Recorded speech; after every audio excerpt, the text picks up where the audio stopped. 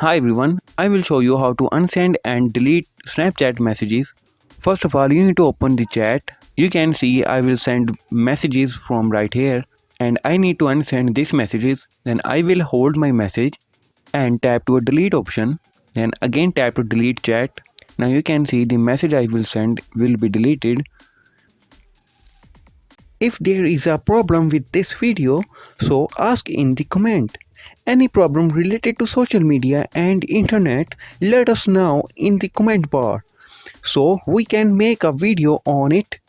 Please like this video and press the bell icon for any update.